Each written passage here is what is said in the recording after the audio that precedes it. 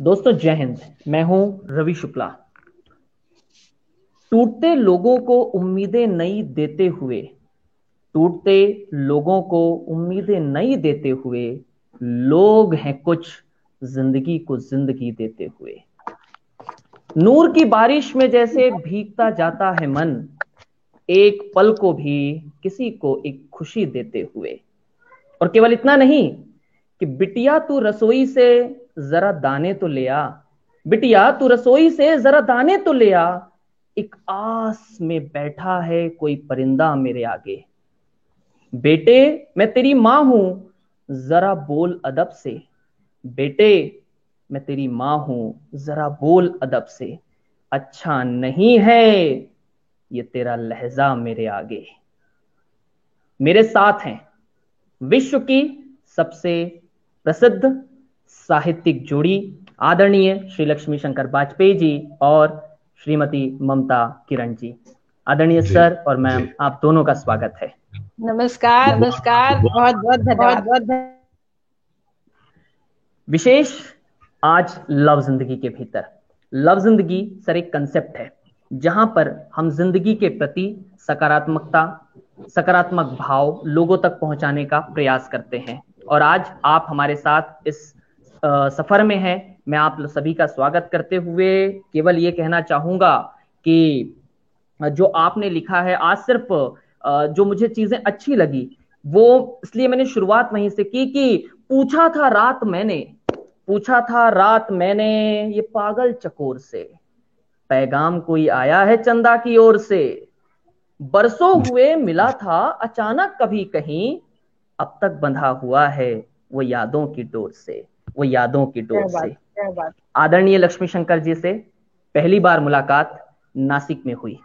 एक कार्यक्रम के लिए हमने आदरणीय लक्ष्मी शंकर जी को आमंत्रित किया था। आदरणीय लक्ष्मी शंकर वाजपेयी जी का ये बड़प्पन है, ये सरलता है कि वे हमारे एक निमंत्रण पर हमारे बीच आए थे। हमारे साथ ममता किरण जी हैं। मैं देहरादून में जस्ट यूं ही फेसबुक देख रहा था।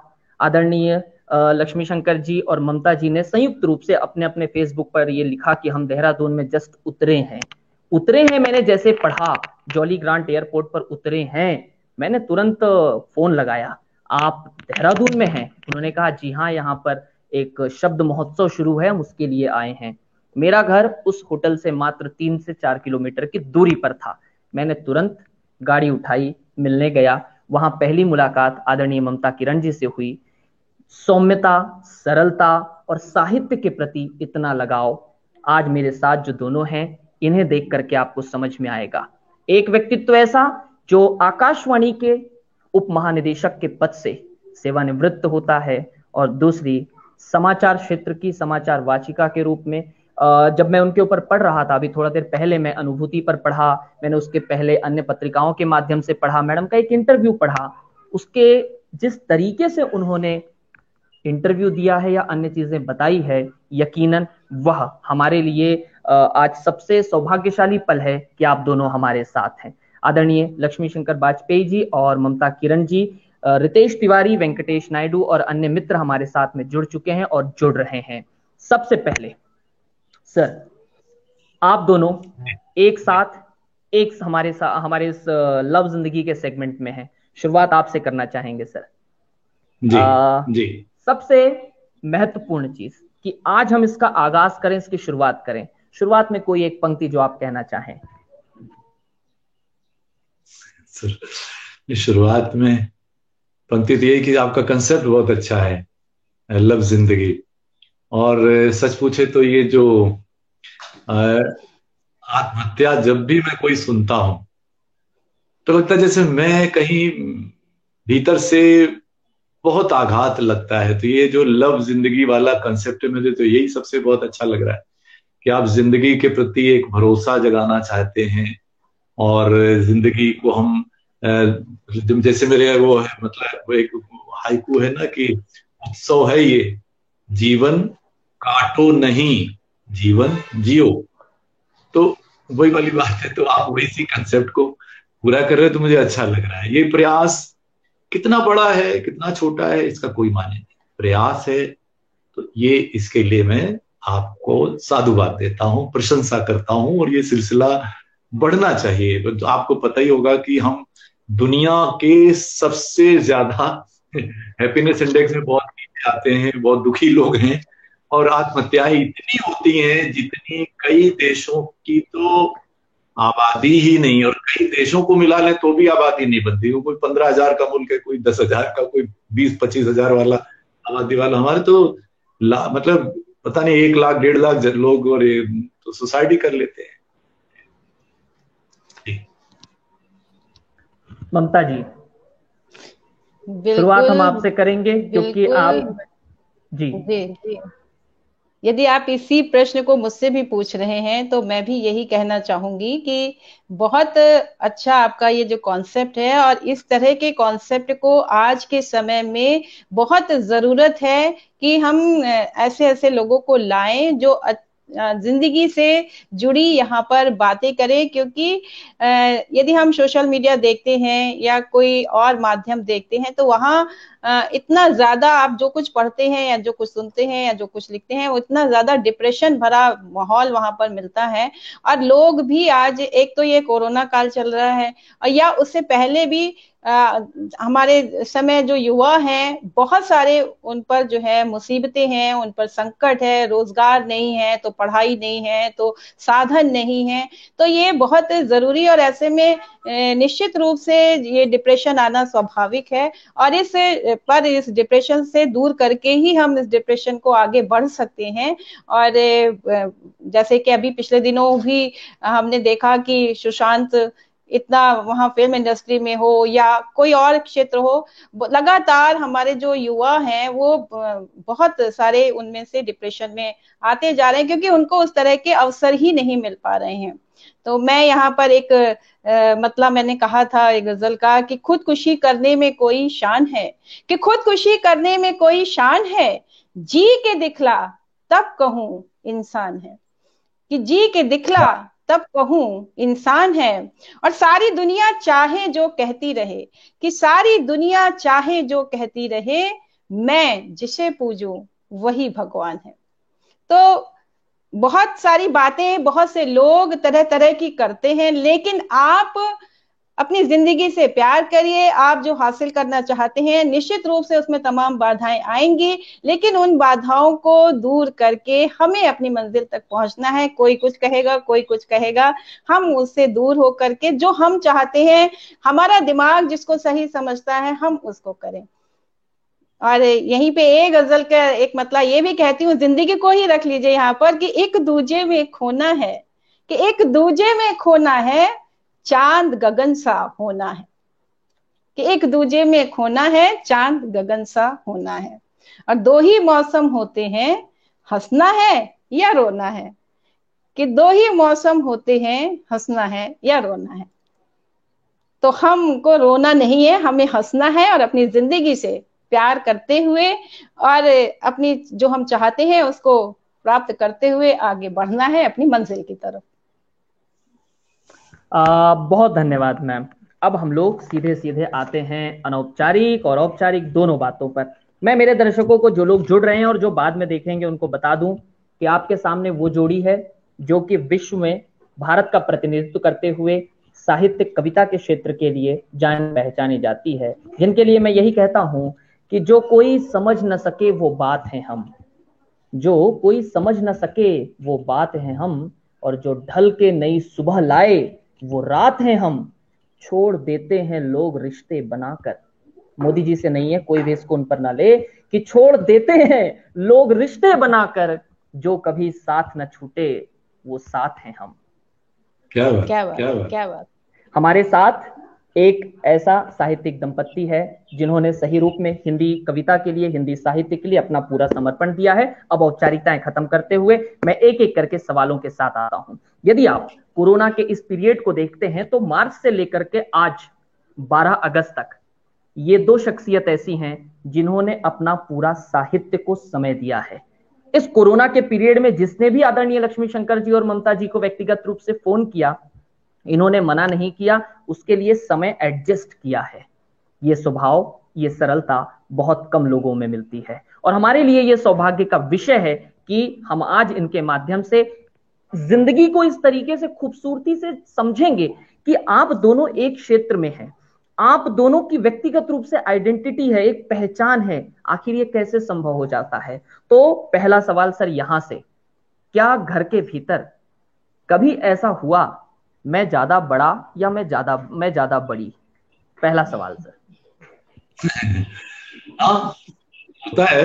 ममता जी बहुत अच्छा लिखती हैं, मेरे से अच्छा लिखती हैं। कई साहित्यकारों ने कहा है, मुझे अच्छा लगता है, मुझे खुशी होती है। जी जी, ममता जी बड़ी है, जी बड़ी है। ममता जी आपकी तरफ से। जी जी, ऐसी कोई बात नहीं है। और वाजपेयी जी ज्यादा अच्छा लिखते हैं। ये तो हमारे जो सुनने वाले हैं और और जो आलोचक लोग हैं या जो और भी है मित्र लोग हैं, वो सब जो है यहाँ तो ये कंपटीशन वाली कोई ऐसी बात नहीं है कि मैं बड़ा या तुम बड़ी, ना यहाँ कोई अभिमान फिल्म वाला कोई रोल है। यहाँ हम दोनों अपने अपने तरह से अपना अपना काम करते हैं, और घर में हैं तो घर की तरह ही है, हम पति पत्नी हैं, और बाहर है तो भी अपनी अपनी आइडेंटिटी के साथ है। ऐसा कुछ भी नहीं है कि और वैसे तो काम में तो और उसमें तो वाजपेयी जी ही बड़े हैं, और उस तरीके से तो मैं तो बहुत बाद में आई हूँ। नहीं, सीनियरिटी अपनी जगह है। एक बात कहूँ, बात यह है कि मेरी जो भी कविता है, मैं एक मंच पे भी कहता हूँ, सबके सामने भी कहता हूँ कि जैसे होता है ना, pure physics applied physics, pure chemistry applied chemistry, तो मैं प्योर पोइट्री की जगह अप्लाइड पोइट्री मेरी ज्यादा है, जो समाज को सीधा सीधा मतलब तक पहुंचे। और मुझे इसमें रुचि नहीं है कि मुझे साहित्य अकादमी का सम्मान मिल जाए, मेरी रुचि इसमें ज्यादा है कि मेरी कविताएं कोट हों, और उसमें मैं बड़ा कामयाब भी हुआ हूँ बड़े बड़े कई कई जगह पे। मतलब वो जैसे जब वो देश में जरा वो हुआ, जिन दिनों ये मंदिर मस्जिद का चला, और निर्मला देश पांडे जी ने एक वो धर्म 30 दिन का शांति का वो रखा जंतर मंतर पे, तो उसमें मेरे कोई 30 के करीब पोस्टर जो है मेरी कविताओं के अलग अलग पंक्तियों के वो बने थे। मेरा मेरा लक्ष्य है, इसमें मैं कामयाब हूं। लेकिन ममता जी का जो है, जैसे वृक्ष था हरा भरा, आप सोचिए उसके लोकार्पण में उनका भूमिका में किसने लिखी है? साहित्य अकादमी के जो अध्यक्ष हैं उन्होंने उसमें भूमिका लिखी है। डॉक्टर नाम मतलब उसमें आते कौन लोग हैं? नामवर सिंह जी आते हैं, विश्वनाथ त्रिपाठी जी आते हैं, दिग्गज पूरे साहित्य का, केदारनाथ सिंह आते हैं उसमें, उनकी भूमिका भी है। अनामिका जी होती है। कितने मतलब आप सोचिए, जितने साहित्य जगत की बड़ी बड़ी हस्तियां हैं वो उसमें मौजूद होती है। तो एक इनके पास वो एक है, वृक्ष था हरा भरा साहित्य जगत में, उसकी वो है। मैं साहित्य में उस तरह से, क्योंकि हम तो वो लिरिकल पोइट्री वाले, इसलिए वैसे ही साहित्य से खारिज हो गए। तो ये है, ये फर्क है दोनों में। तो बहरहाल लेकिन मुझे मतलब बहुत लोग उकसाते हैं, तरह तरह का वो करते हैं, लेकिन मतलब नहीं नहीं, ऐसा नहीं है। साहित्य जी जी साहित्य की कविताएं वाजपेयी जी के पास भी, इन्होंने अभी अपना देखिए, बस हमारे यहाँ झगड़ा पता है क्या होता है? हमारे यहाँ झगड़ा ये होता है कि तुम्हारा संकलन तैयार है, तुम उसको क्यों नहीं छपवा रहे हो, क्यों नहीं दे रहे हो, ये मुझे कहेंगे, मैं इनको कहूंगी। तो ये वाला झगड़ा होता है हमारे यहाँ, मैं बड़ी या ये बड़े, ये कुछ नहीं होता। लेकिन हम दोनों एक दूसरे को उस तरीके से कहते रहते हैं कि भाई तुम्हारा तैयार है, तुम क्यों नहीं कर रहे हो, या उधर से बिटिया हमारी कहती रहती है। तो ये इस मामले में बहुत जो है ना आलस कर जाते हैं। इनसे वाजपेयी जी से आप बोलने को कह दीजिए तो ये दिन भर बोलते रहेंगे, है ना, कितने लेक्चर दे दे वो कर दे, लेकिन उस तरह से लिखने वाला काम ये नहीं। जी, तो कहने का मतलब ये था कि पहला जो सवाल था वो पहला सवाल इसलिए था, इसके पीछे दरअसल केवल हम ये संदेश देना चाहते थे कि यहाँ एक छोटी सी नौकरी यदि महिला और पुरुष दोनों कर रहे हैं, उसके बाद भी हमारे परिवारों में फूट पड़ जाती है। अलग अलग प्रकार के न जाने कैसे कैसे विषय खड़े हो जाते हैं। लेकिन आपके सामने मैंने एक ऐसी जोड़ी लाई है। देखिए, एक साहित्य का बड़ा नाम, आकाशवाणी के उप महानिदेशक के पद से रिटायर होते हैं। दूसरी तरफ ममता किरण जी, यदि आप काव्य कोश, कविता कोश में जाकर के, अनुभूति पर जाकर के इन्हें पढ़ें तो आपको समझ में आएगा कि सही रूप में दोनों शख्सियतें कैसी हैं। और एक घर में यदि 2 सूरज एक साथ रहें तो वो घर का प्रकाश कितना चकमगाएगा, वो हमारे सामने इनकी जोड़ी के रूप में दिखाई दे रहा है। तो हम लोग, मैं दर्शकों को बता दूं कि आदरणीय लक्ष्मी शंकर वाजपेयी जी पहली बार कक्षा 9वीं में कविता लिखे थे, और वो कविता जो कि हम लोग जब 9th 10th में या 10वीं 12वीं या कॉलेज में होते हैं तो हम पहली कविता प्रेम की लिखते हैं।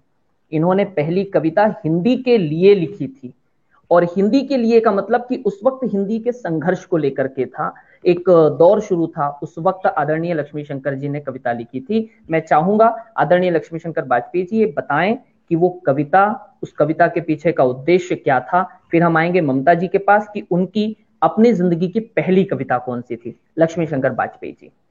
जी जी, एक बात तो यहाँ मैं ये मतलब बताना चाहूंगा कि पता नहीं वो आपके संज्ञान में है कि नहीं, कि ममता जी ने जब छोड़ा, अखबार में काम किया, बहुत सारे राष्ट्रीय अखबारों में काम किया, मैगजीन में, पत्रिका में काम किया, चैनलों पे काम किया। तो जब इन्होंने अखबार छोड़ा तो ये फीचर एडिटर थी एक नेशनल डेली की, और फीचर एडिटर होना बहुत बड़ी बात है। लोगों ने तो पूरी जिंदगी काट देते हैं, और sub editor, senior sub editor से रिटायर भी हो जाते हैं। तो ये एक तो ये भी मतलब जरूरी बात थी।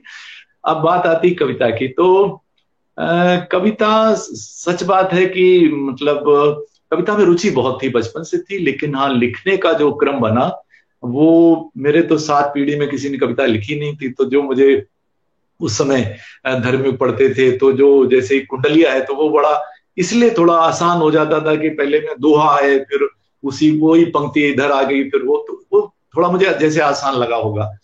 और सच बात ये कि वो कहीं पता नहीं भीतर मन में रहा होगा कवि बनने का। तो मैं वो पढ़ता था, सबकी शैलियां वैलियां, तो लगता था सब लोग धार्मिक, मतलब कहीं ना कहीं भक्ति की बात जरूर करते हैं, तो शैली जो पढ़ते थे वो रटते थे। तो मुझे लगा कि नहीं, कवि बनने के लिए धार्मिक मतलब कोई भक्ति वाली रचना। तो मैंने एक पद भी लिखा, जैसे वो सूर तुलसी मीरा के, तो वो भी कहीं मतलब लिखा था वो मेरे, तो कि मुझे अगर कवि बनना तो ये होना चाहिए। लेकिन बहरहाल, लेकिन वो सही मानेंगे वो हिंदी वाली कविता ही पहली कविता मानेंगे हम, और वो किसी कॉलेज स्कूल की पत्रिका वगैरह में छपी थी। तो ये एक सब कुछ अनायास, बाद में आप सोचते हैं कि अच्छा ये तो बहुत अच्छा काम हो गया कि मेरी शुरुआत वहां से हुई। लेकिन हाँ, एक मैं बहुत उद्वेलित था बचपन से, हिंदी के प्रति अभी भी प्रेम है, क्योंकि जब से 15-20 देशों में गए तब से हिंदी प्रेम बढ़ गया। क्योंकि दूसरे देशों को देखो, भारत के अलावा दुनिया में कोई ऐसा देश नहीं जिसकी अपनी राष्ट्रभाषा न हो। 190 देशों में एक भारत ऐसा, मैं क्या कहूँ, दुर्भाग्य कहिए, कि जिसकी अपनी कोई राष्ट्रभाषा नहीं है, वरना तो छोटे से छोटा मुल्क है, बड़े से बड़ा मुल्क है। तो वो एक सरोकार मेरे शुरू से मेरे साथ जुड़ा रहा। और बल्कि उस हिंदी का उससे गड़बड़ ये हुई कि उस समय मतलब वो उम्र होती, उम्र के तकाजे होते हैं, तो मुझे वो जिस तरह का आंदोलन चला तो अंग्रेजी से थोड़ा विमुख में हो गया था। तो क्रिकेट बड़ा शौकीन था मैं, तो कमेंट्री इतनी बढ़िया लगती थी, और शरदेंदु सान्याल और पता जो थे, उसकी वजह से मेरी अंग्रेजी बच गई, वरना पता नहीं क्या होता। तो ये एक है घटनाक्रम की मेरी शुरुआत जो है वो हिंदी के प्रति जो पहली कविता थी वहां से। वो कविता कैसी थी वो भूल जाइए, ऐसे गंगा में, मतलब वो बचकानी ही कहेंगे, गंगा में डूबत नहीं अंग्रेजी भक्त, अंग्रेजी में हो गए हैं ये सब आसक्त हैं, ये सब आसक्त वगैरह वगैरह, और लाज इनको नहीं आवे, और क्या भात पराई पत्रिका ही मन को भावे, मतलब अंग्रेजी के प्रति इतना आकर्षण। तो वो जो भी थी उस वक्त बचकानी सी कविता हम कहेंगे उसको, लेकिन शुरुआत कहाँ वहीं से हुई। आपका माइक म्यूट है रवि जी। जी अच्छा, पहली कविता के बारे में, पहली कविता के बारे में पूछ रहे जी। मेरी कविताएं जो है, मैं स्कूल और के समय तो शायद मैंने कहीं लिखी होंगी, और लिखी होंगी क्या लिखी, लेकिन वो कहाँ है क्या है मुझे कुछ नहीं पता, और एक्सपोजर भी इतना ज्यादा नहीं था, और जीवन में बहुत जद्दोजहद रही।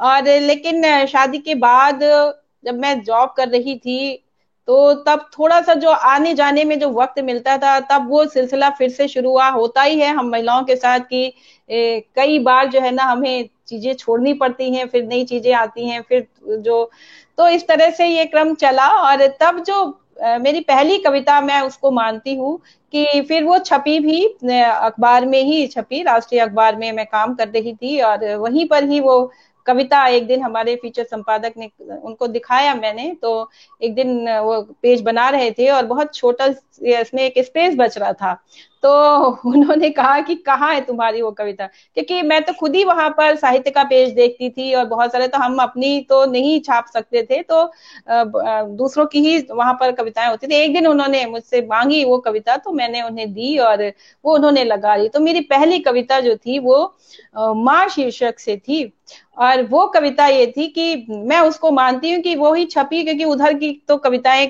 कहीं मेरे पास रही नहीं, ना ही मैंने उन्हें समझा इस तरह से। तो बाद में जब दोबारा से ये सिलसिला शुरू हुआ लिखने का, तो वो कविता ये थी कि बीमार जर्जर बूढ़ी माँ, ऐसे दृश्य आपको अपने आसपास मिल जाएंगे कि बीमार जर्जर बूढ़ी माँ याद करती है अपने बेटे को, लिखवाती है चिट्ठी पड़ोस की लड़की से। कि बीमार जर्जर बूढ़ी माँ याद करती है अपने बेटे को, लिखवाती है चिट्ठी पड़ोस की लड़की से। अब जरूरत नहीं है, कि अब जरूरत नहीं है तुम्हारे भेजे पैसे और दवाओं की, कि अब जरूरत नहीं है तुम्हारे भेजे पैसे और दवाओं की, सिर्फ तुम आ जाओ बैठो मेरे पास, कि सिर्फ तुम आ जाओ बैठो मेरे पास, तुम्हारे बचपन की स्मृतियों में तलाशूं अपना अतीत, अपने जीवन की संतुष्टि।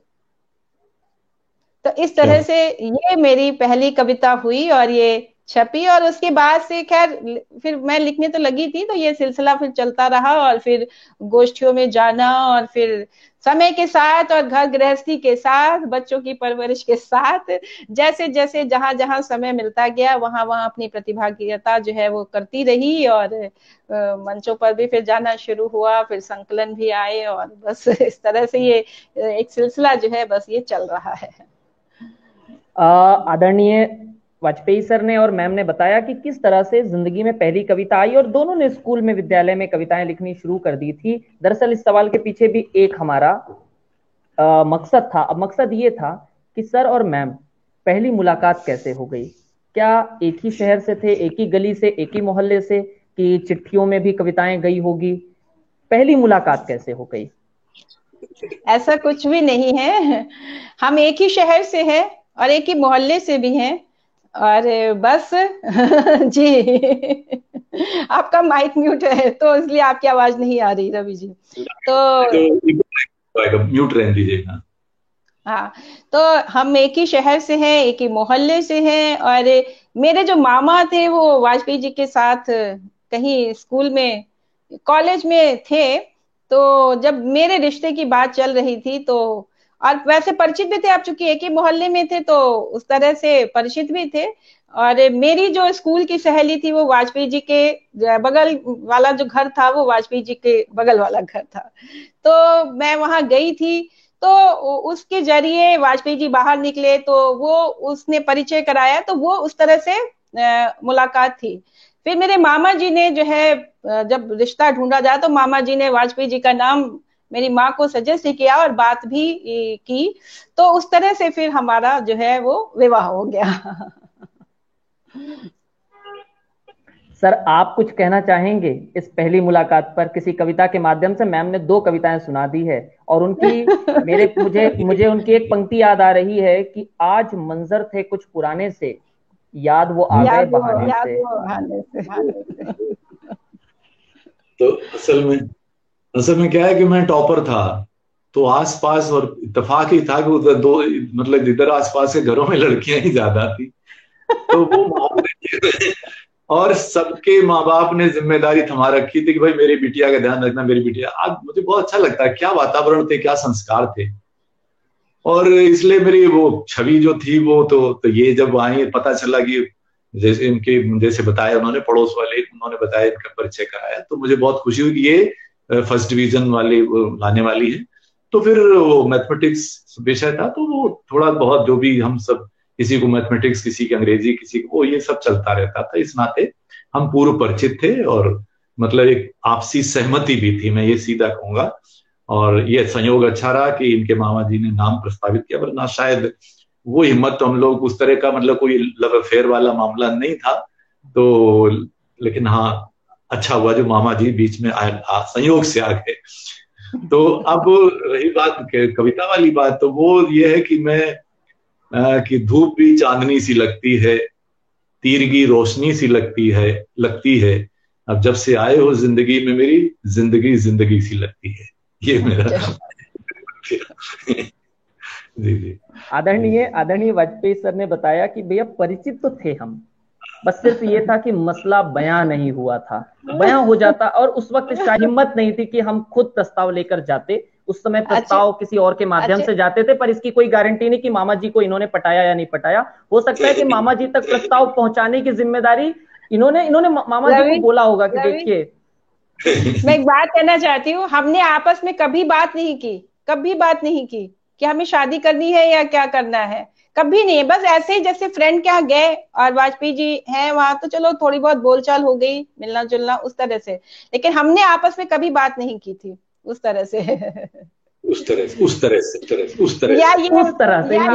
ये डबल इन्वर्टेड है कि उस तरह से। क्योंकि यदि ये उस फ्रेंड को पढ़ा रहे और मैं भी गई हूँ, तो चलो मैंने भी वो सवाल जो है ना उसके मतलब साथ में, मतलब ऐसा कुछ था ही नहीं कि हम लेकिन अब ये संयोग ही है कि बस हम आपस में जो है इस तरह से बंध गए बंधन में, और ये बंधन बहुत अच्छा चल रहा है और आगे भी चलता रहेगा जब तक इस दुनिया में है। नहीं, वो जमाना ऐसा होता था, उस जमाने में इसका वो भी प्रावधान भी नहीं था। यानी वो अगर प्रेम है भी, तो जब तक वो अगर बता भी पाता था, तब तक वो जिससे प्रेम होता था उसके एक बच्चे का मामा बन चुका होता था। वो जमाना ऐसा।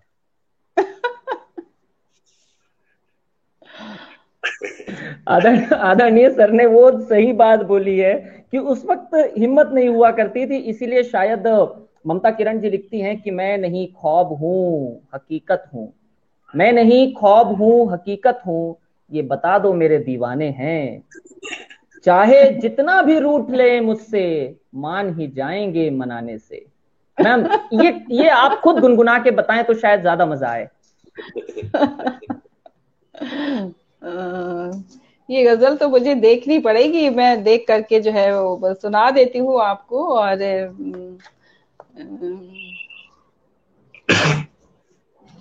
जी तब तक जब आप ढूंढे, हाँ आप ढूंढिए जी जी, तब तक हम लोग वाजपेयी जी के पास जाते हैं। वाजपेयी सर, घर के भीतर का जो माहौल है, दरअसल इसके पीछे बस यही है कि हम एक घर के भीतर जो अच्छा वातावरण होना चाहिए वो संदेश किस प्रकार से दे सकें। तो क्या आप चाय मांगते वक्त कोई कविता बोलते हैं मैम को?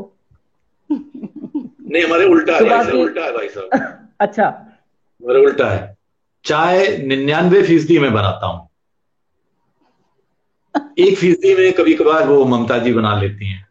ये मतलब ये चल रहा हमारे यहाँ पे, और ये तब से चला जब मैं तो ऑफिस से जैसे आ जाता था, ये वो अखबार से आती थी देर से, तो वहीं से सिलसिला चाहिए। मैंने वो इसीलिए वो दोहा मेरा अगर है तो वो कहीं से आया है कि दफ्तर से घर आ गए दोनों ही थकहार, पत्नी ढूंढे केतली पति ढूंढे अखबार। तो ये हमने जिया है, मतलब तभी ये दोहा लिखा है। तो हमारे यहाँ ये नहीं है मतलब कि हम चाय मांगेंगे तब ये चाय मुझे ये बना के देंगी, ऐसा नहीं है। ये अलग बात है कि भारत की पत्नियां इतनी उदार हैं कि वो काम नहीं करने देती ज्यादा से ज्यादा, तो वो एक अलग कहानी। लेकिन मैं एक क्या कहते हैं, मतलब लिबरलाइज्ड पुरुष हूं। लिबरलाइजेशन की जरूरत पुरुषों को है कि वो अपने दिमागों से ये जाले खत्म करें कि नहीं, वो अब सारे हिंदुस्तान के लाखों होटलों ढाबों में तो मर्द काम करते हैं, घर पे ऐसा क्या हो जाता है कि वो किचन बड़े गर्व से बताता मैंने तो किचन में कभी घुसा नहीं, या महिलाएं बताती हैं कि मेरे पति तो कभी किचन में घुसते ही नहीं, जाते ही नहीं। अरे ये मुझे बड़ा अजीब सा लगता है। ये ठीक है कि कम मतलब जो है ना, उसमें ये भी होता है कि हम किचन में जाएंगे सब तहस नहस इधर बर्तन वर्तन कर देंगे, तो ये होगा भाई तुम तो बस ठीक है बस नहीं घुसो तो अच्छा है, वो एक अलग कहानी है। लेकिन वो ये जो होता है ना, जब भाई साथ आप काम कर रहे हो, ऑफिस कर रहे हो, तो ये बंधन जो है टूट जाने चाहिए, ये मेरा मानना है जी। कहने का मतलब ये है कि घर के भीतर में जो पुरानी एक प्रथा बन चुकी है, या प्रथाएं लोग मानते हैं कि हम पुरुष हैं, सो कॉल्ड पुरुष जिसे कहा जाता है, कि ये हमारा काम नहीं है। ना हम अपने घर में परवरिश में भी शायद जो बड़े होते हैं उनकी एक गलती हो जाती है बिल्कुल कि लड़कियों के लिए उनके काम बांट दिए जाते हैं और लड़कों के लिए उनके काम बांट दिए जाते हैं।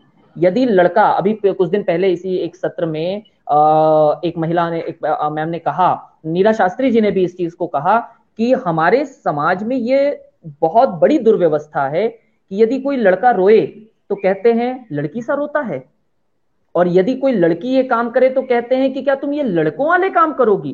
तो ये जो प्रथा, ये जो दुर्व्यवस्था है, इसे दूर करने की आवश्यकता है। और जिस तरह से आदरणीय सर ने कहा, यकीनन हमें पत्नी कार्य करे या ना करे, वो वर्किंग हो या ना हो, आपका जिम्मेदारी, आपका फर्ज बनता है कि जितना आपसे बन सके आप यकीनन किचन अस्त व्यस्त करने नहीं, लेकिन उसमें सहयोग करने जरूर जाए। एक दो बार अस्त व्यस्त होगा, वो तो स्वीकार्य है। लेकिन मैम, आपसे जानना चाहेंगे कि सर का चाय के प्रति जो आकर्षण है कि वो ही बनाएंगे, इसके पीछे कोई और भी कारण है कि चाय आपको इन्हीं के हाथ की अच्छी लगती है, या घर के भीतर किचन में ये रहें, इसके पीछे आपने कोई एक पनिशमेंट दे रखी है, सजा दे रखी है? नहीं, कोई सजा वजा नहीं है। इनको चाय बनाना बना लेते हैं तो इसलिए चाय बना देते हैं कि भाई मैं ये सहयोग कर सकते हैं तो इसलिए चाय बना देते हैं। बाकी तो जैसा इन्होंने कहा कि मैं यदि किचन में घुस जाऊं तो जितने डब्बे खोलेंगे तो वो जो है खुले ही रह जाएंगे, उनको ये बंद करके वापस उनकी जगह पर नहीं रखेंगे। और जितने बर्तन पड़े होंगे ना स्लैब में, एक एक करके सारे निकल आएंगे बाहर स्लैब में अलमारी से। तो मैं कहती हूँ कि भैया इस जितना मुझे बाद में समेटना पड़ता है ना, इससे अच्छा तुम ना ही जाओ, मैं ही कर लूंगी। तो खैर बहरहाल कोई मतलब कभी जरूरत है तो फिर ये काम कर लेते हैं, तो ऐसी कोई दिक्कत नहीं है। इस तरह का इनके अंदर नहीं है कि मैं पुरुष हूं तो मैं किचन में नहीं जा सकता या मैं चाय नहीं बना सकता, सारे काम कर लेते हैं ये। और मैं ही नहीं करने देती हूँ वो एक अलग बात है, लेकिन वक्त पड़ने पर सारे काम कर लेते हैं।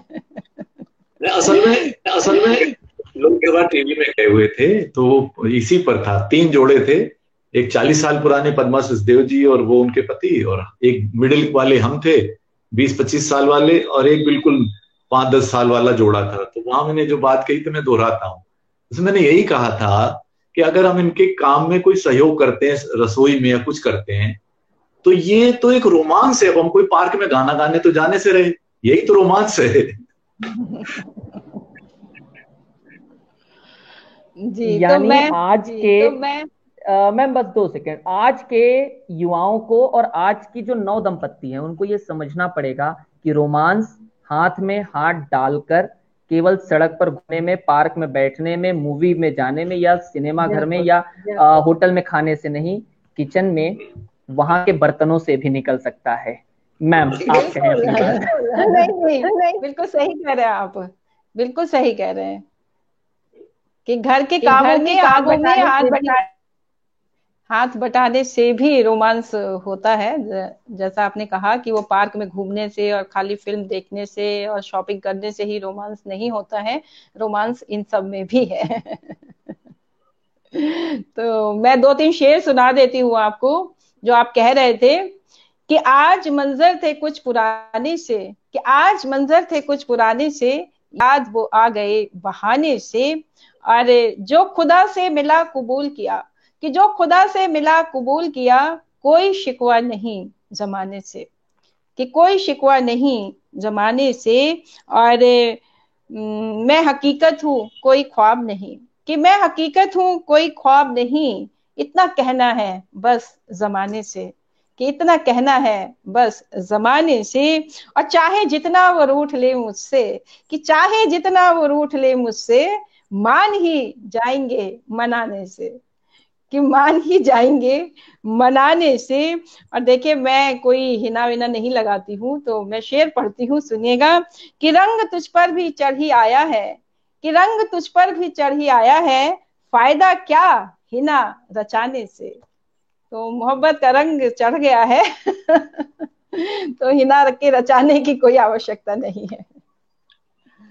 जी आदरणीय मैम ने जिस तरीके से कविता पढ़ी और आदरणीय सर ने जिस तरह से नजरें झुका ली, वो बता रहे थे कि हाँ भाई, आप कितनी भी आप मुझे मनाने की कोशिश करो, मानना तो मुझे है ही, क्योंकि आखिरकार अगले दिन का सवेरा मुझे भी देखना है, एक ही घर में एक ही छत में मुझे भी रहना है।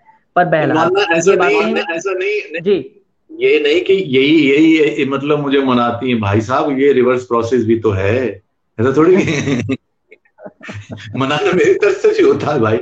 ये तो सर कविता के है माध्यम से बताइए। कविताओं के माध्यम से तो वो नहीं, मेरे ख्याल उसमें एक शेर आता है, वो मुझे भी वो शेर, वो कि सरासर वो गलत है क्या जो कहा तुमने, मगर तुमने कहा है इसलिए लोग मान लेते हैं। तो इस तरह के बीच बीच में शेर आ जाते हैं, तो वो आ जाता है। लेकिन हम लोग की असल में हमारी और दोनों की पोइट्री में ये थोड़ा रस थोड़ा कम है, क्योंकि उसमें सामाजिक सरोकार ज्यादा है, और प्रेम और ये सब तो बीच बीच में कभी कभार हाँ आ जाते हैं। लेकिन हाँ, अब आपने इस पे ही अगर मतलब ये एक मुसद्दस में आपको सुना देता हूँ। मुसद्दस जो है एक विलुप्त प्राय एक विधा है उर्दू की, और 6 पंक्तियों की होती है।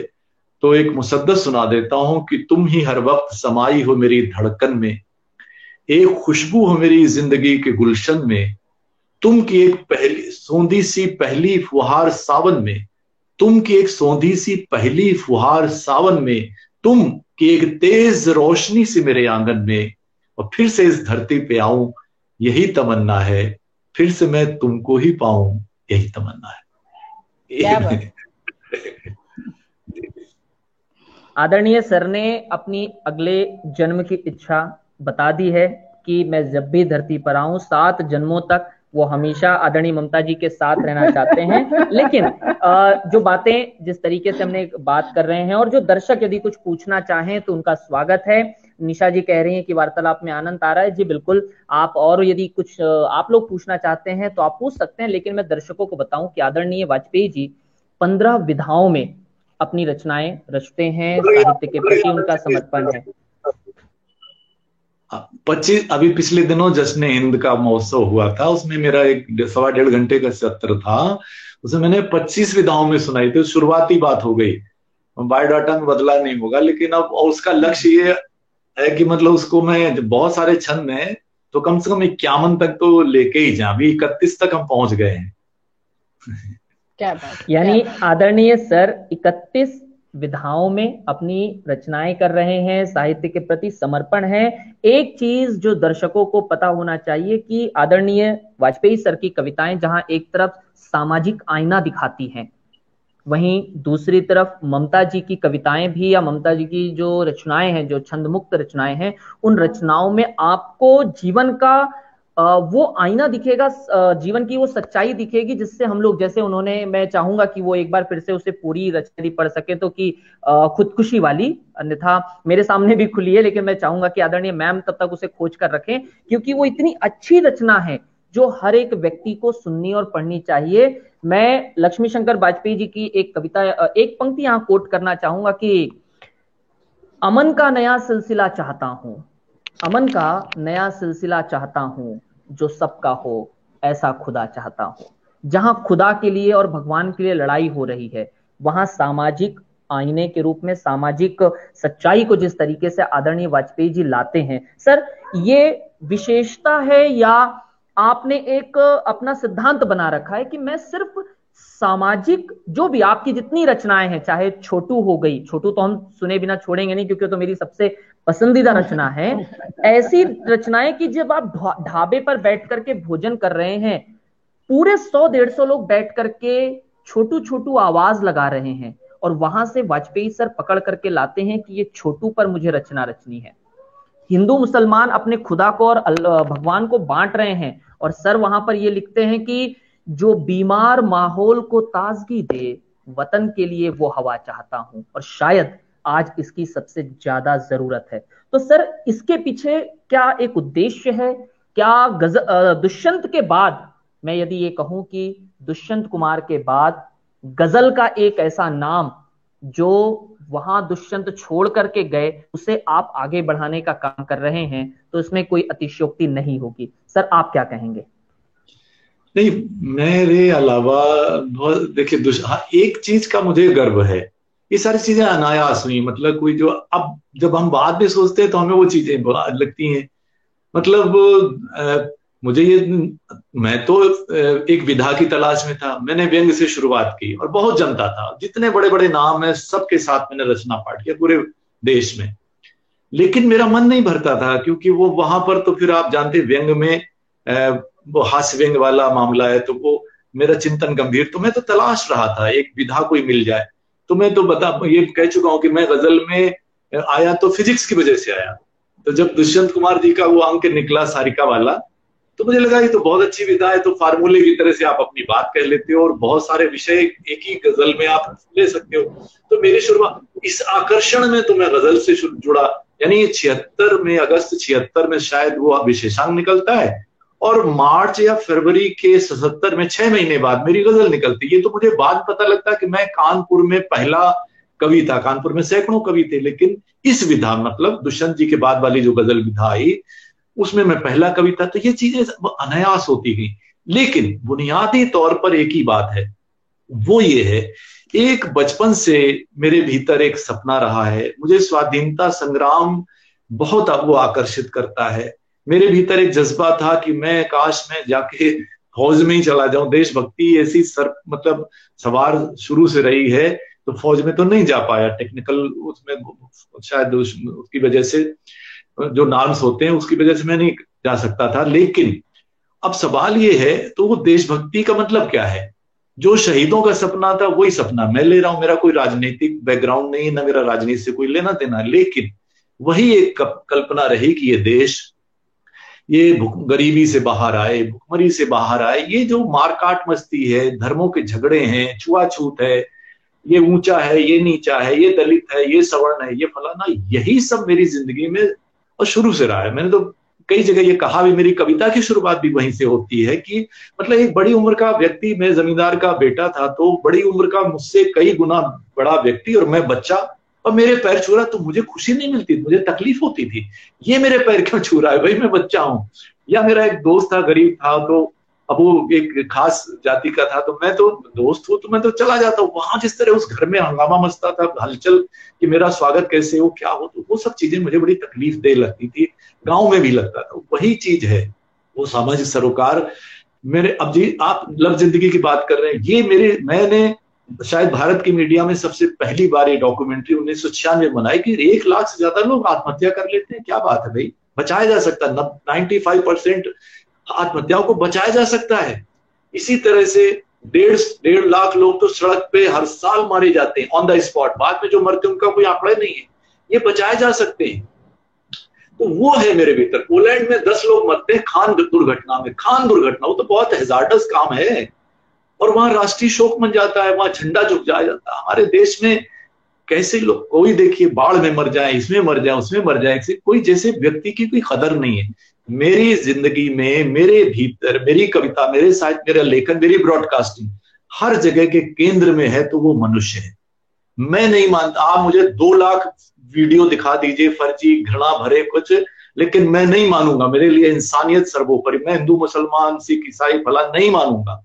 ठीक है, इंसान बुरा होता है, कोई बुरा है, कोई जो भी है, उसको सजा मिले, उसको फांसी लगे, हमें क्या लेना देना।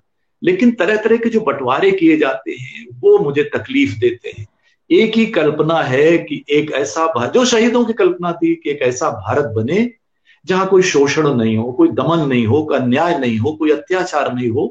हम एक रोल मॉडल बने दुनिया के। हम खाली ये नहीं कि भारतीय प्राचीन संस्कृति तो महान थी, लेकिन अभी क्या है दुनिया के हम सबसे बड़े लोकतंत्र हैं। क्या वाकई लोकतंत्र हैं, या मोबोक्रेसी है, या वीआईपी तंत्र है?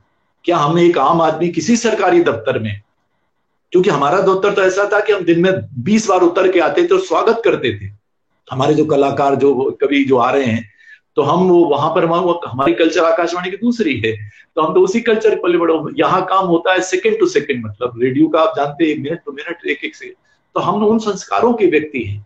तो ये जो ब्यूरोक्रेसी में कोई पूरे देश की, मैं तो IAS IPS के इंटरव्यू 10 साल से ले रहा हूं, तो वही है कि किसी सरकारी दफ्तर में क्या एक आम आदमी, अगर वो अनपढ़ भी है, अगर वो गरीब है, तो क्या वो चला जाए और सीधे सीधे उसका काम हो जाएगा क्या? मैं एक सवाल करता हूं। यही मेरे सरोकार हैं, यही सरोकार बने रहेंगे। मुझे ठीक है, समय कविता में सब तरह की चीजें आती हैं, कभी प्रेम और श्रृंगार की बात भी आ जाती है, क्योंकि जीवन है, उसमें सब कुछ आता है। लेकिन मेरी कविताओं का मुख्य स्वर वही है कि सामाजिक बदलाव हो। यही मैंने जिंदगी भर ब्रॉडकास्टिंग में किया, और ब्रॉडकास्टिंग में भी मेरे साथ, जिसमें मैं जुड़ा हूं, एक दो नहीं, कई दर्जन सक्सेस स्टोरीज हैं, जहां कभी कभी जिले स्तर पे बदलाव हुआ, कभी प्रदेश स्तर पे बदलाव हुए हैं, कभी राष्ट्रीय स्तर पे बदलाव हुए हैं, जिसमें मैं एक माध्यम था कि यह आकाशवाणी ने, श्रेय आकाशवाणी को जाता है, मैं उसका एक कहीं ना कहीं एक माध्यम बन गया। इतनी सी बात है। तो वही मेरे सरोकार हैं, वही बने रहे। जी सर, इसी के साथ में आपने एक रचना रची है कि वो दर्द वो बदहाली के मंजर नहीं बदले, वो दर्द वो बदहाली के मंजर नहीं बदले, बस्ती में अंधेरे से भरे घर नहीं बदले, उस शख्स की तलाश मुझे आज तलक है, जो शाह के दरबार में जाकर नहीं बदले। क्या ये जो रचना है, इस रचना के साथ या इस प्रकार की रचनाएं, एक सौम्य आपसे सवाल भी पूछ रहे हैं कि क्या ऐसी रचनाएं रचने के लिए कोई विशेष इंस्पिरेशन या कोई एक घटना, कोई किस्सा आपके साथ घटा कि नहीं मुझे सामाजिक कविताएं लिखनी है, और उसके साथ साथ आप छोटू नहीं, ऐसी घटना की बात नहीं, लेकिन हाँ, मैं ये कह सकता हूं कि मेरी कोई भी कविता, कोई भी पंक्ति वो हवा से नहीं आई है, वो किसी न किसी दृश्य से कुछ देखकर ही आई है। और मैं आपको अगर उदाहरण दूं, तो मैं एक रेलवे स्टेशन से बाहर निकलता हूं, ममता जी को शायद कहीं छोड़ के गई होंगी, तो मैं छोड़ के आ रहा हूं बाहर, और मैं देखता हूं कि एक साइकिल पड़ी है, टिफिन पड़ा है, खून के धब्बे पड़े हैं, और वहीं के वहीं एक बनता है, कितनी जल्दी थी पहुंचने की उसे घर यारो, पड़ा है अब जो सड़क पे लहू से तैयार। तो कविता जो भी आती है वो किसी न किसी घटना से ही आती है, और कुछ भी, मैंने बताया ना कि कुछ भी इसमें कृत्रिम नहीं है। अब ये जो जिसकी बात आप कर रहे हैं, वो यही मेरी जिंदगी का दर्द है। यही सवाल मैं करता हूं, बार बार करता हूं, कि हमारी जिंदगी की जो है, भारत की जो सबसे बड़े परेशानियों की जड़ है, वो हमारी नौकरशाही है। हम अरबों रुपयों की योजनाएं बनाते हैं, लेकिन योजनाएं आम लोगों तक नहीं पहुंच पाती। हमारी ब्यूरोक्रेसी तभी काम करती है जब मीडिया कोई हलचल मचाए, शोर मचाए, तभी काम करती है जब अदालत से कोई चीज आए। ये सुप्रीम कोर्ट के बताने की चीज है कि बस अगर गिर जाती है यमुना नदी में, इसी दिल्ली में, और बच्चे मारे जाते हैं, तो सुप्रीम कोर्ट बताता है कि भाई ड्राइवर की उम्र ऐसी होनी चाहिए, ये लगना चाहिए, ये होना चाहिए, ऐसा होना चाहिए। ये क्या ब्यूरोक्रेसी है? और यही मेरा तकलीफ है। यही IAS IPS के जो मैं इंटरव्यू ले जाता हूं, मेरा वहां भी एक सरोकार यही होता है कि उनके भीतर एक वो जो है, और क्यों है? क्योंकि ये ब्यूरोक्रेसी अंग्रेजों ने हमारे दमन के लिए बनाई थी। वो मानते थे कि जाहिल लोग हैं हिंदुस्तानी, इनको तो तमीज नहीं है, तो इनको दमन करके रखना है। और ब्यूरोक्रेसी का वही ढांचा हमने आजादी के बाद ज्यों का त्यों अपना लिया। हम तो इंग्लैंड 2 बार गए हैं, वो चीजें इंग्लैंड में लागू नहीं है जो भारत में लागू है। यहाँ की ब्यूरोक्रेसी, आपके उत्तर प्रदेश में जो है एक संघ बना हुआ है, मुर्दा लोगों का एक संगठन बना हुआ है, वो हर साल जश्न मनाते हैं क्योंकि उनको कागज पे मुर्दा घोषित कर दिया गया है। यहाँ पर यानी एक विकलांग खड़ा है, उसका एक पैर नहीं है, दिख रहा है कि एक पैर नहीं है, लेकिन वो जो काउंटर पे होगा कोई बाबू, वो कहीं ना कहीं से उसमें सर्टिफिकेट में नुक्स निकाले, कहेगा नहीं तू झूठ बोला, तेरे दोनों टांगे सलामत। ये हमारी ब्यूरोक्रेसी है, जो हर साल सबूत देना पड़ता था कि हमने दिया है गेस्टेड अफसर के नाते कि हाँ भाई ये आदमी जिंदा है। ये क्या है? यानी अगर जुलाई में वो बीमार पड़ गया और नहीं जा पाया अपना देने, तो अगस्त में उसको सर्टिफिकेट देता, तो जुलाई की फिर भी मांगी जाती है। ये मजाक नहीं है, जोक नहीं है, ये ब्यूरोक्रेसी हमारी। तो अब बदलाव धीरे धीरे आ रहा है, लेकिन वही है कि ये, और इसीलिए वो सारी चीजें, उसमें असली शेर आपने जो है छोड़ दिया, जो जड़ है कि खंडहर पे इमारत तो नहीं हमने खड़ी की, पर भूल ये की नींव के पत्थर नहीं बदले। ये है जी सर। छोटू वो कोई कविता ने एक शेर उसमें आता है, जी जी जी। और वो गजल, अब देखिए आप कह रहे थे वो संयोग की बात है कि उसमें वो शुरुआत उसकी वहां से होती है कि हमारी, मैं ऐसे ही सुना देता हूं कि हमारी हर कहानी में तुम्हारा नाम आता है, हमारी हर कहानी में तुम्हारा, ये भी मेरी जिंदगी एक बहुत बड़ा सरोकार है। मैं आपसे ईमानदारी से कहता हूं, जिस दिन अगर कोई मैं बीमार पड़ जाऊं और कॉलेज नहीं जा पाऊं, स्कूल नहीं जा पाऊं, मुझे बड़ी तकलीफ होती है। बचपन से मुझे बड़े अच्छे अच्छे मित्र मिले, जीवन भर इतने मित्र मिले हैं, इतने, तो मुझे अनाम संबंध जो है उनमें बड़ी आस्था है। जो रिश्ते हैं तथाकथित, उनसे ज्यादा उनमें आस्था है। तो वही मतलब है कि हमारी हर कहानी में तुम्हारा नाम आता है, किसी को कैसे समझाएं कि तुमसे कैसा नाता है।